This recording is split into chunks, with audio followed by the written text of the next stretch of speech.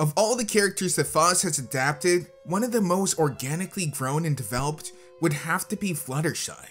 While I never miss an opportunity to joke about her being a doormat, she has consistently shown retention of, and progress towards a more well-rounded and defined personality. These are all good things story-wise, but where her personality is going might not be the happiest of places. Today, I'm going to show you that Fluttershy is sick, and I mean really sick, and none of her friends seem to be willing or able to help. But before we get into that, remember that YouTube is demonetizing videos en masse, and something that's about to cover this topic will definitely be hid. So we take this moment to ask you guys, please be sure to like the video, share it out with your friends, and other people who are interested in the fandom. Fluttershy is most known for her shy personality, a trait that shapes most episodes that focus on her, normally putting her into situations where she has to be in the spotlight or interact with other people.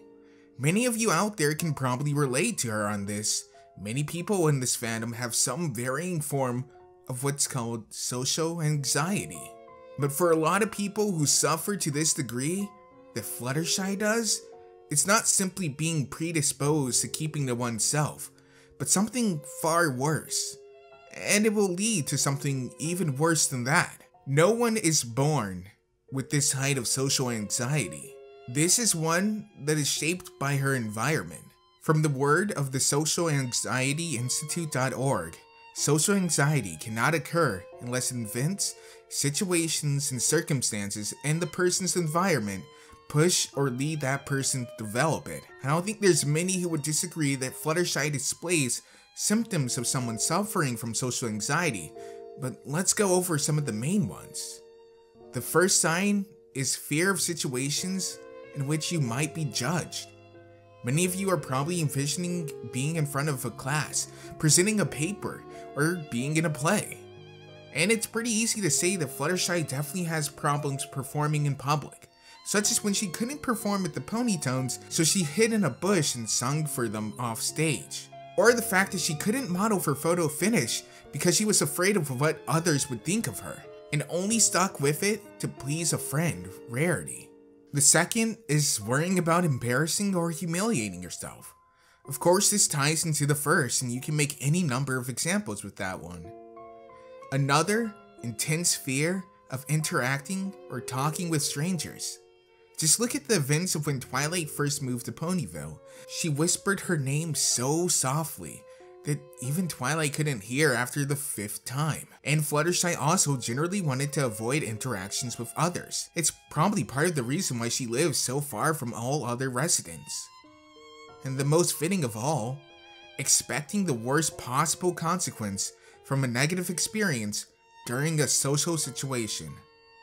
This one fits Fluttershy to a T, as she often goes on long rants about the possibility of things going wrong, even in situations where the negative outcome is negligible at worst. Along with this comes a myriad of symptoms such as blushing, sweating, shaking, etc., as well as complications, one most notably being trouble being assertive, something we've seen her struggle with, and that's because social anxiety is a double-edged sword.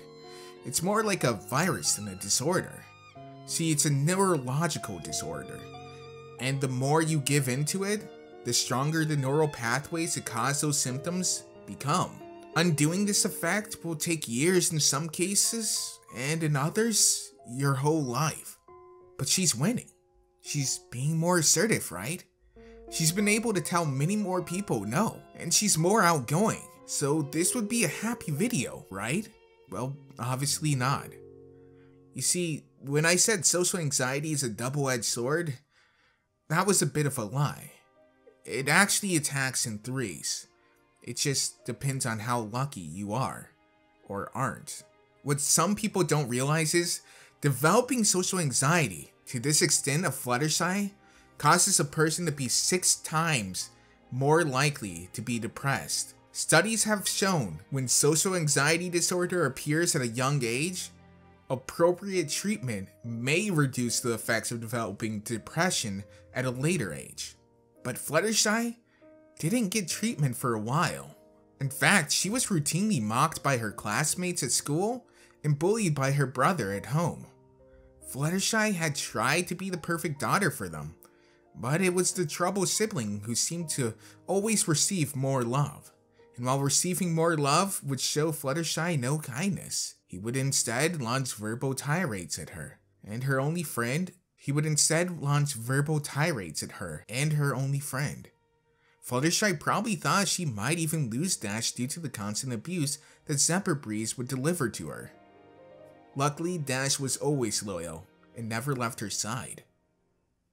But one friend sometimes isn't enough when the person doesn't want to open up about their problems, and it leaves it to build. Fluttershy looks like she's getting better, but that's only because she's gotten worse. Fluttershy has moved from social anxiety to depression to suicidal. If you look at the general signs of those who are suicidal, you notice Fluttershy fits many of them. One of the many listings is having a death wish, or knowingly and purposely putting yourself in situations where death is a possibility. If you've noticed, Fluttershy has almost never complained about going on dangerous journeys. That used to be a huge staple of her. But now she seems almost always eager to go, taking little to convince herself. You could even look at her reckless endangerment of herself when she was trying to cure Zecora. Had Twilight not caught her when she fell from the tree, she would have died. This ties into another part commonly held with those who are suicidal: putting your affairs in order, which is when a person ties up all loose ends in their lives. Finishing a lifelong dream of providing for the animals a sanctuary where they could be free and happy. Letting her friends feel accomplished by seeing her assertive and ensuring that no one has a negative thought about her after she's gone. So anything that she thinks might be her fault, she has rushed to fix. Like with Zecora, she's even made up with her own tormentor, Zephyr. And going back to what I said, letting her friends feel accomplished for seeing her be assertive, that's going into yet another symptom. A sudden turn from being very sad or anxious to being calm or happy. She knows with the adventures she faces, and the people who most likely want her dead, that it's probably only a matter of time now.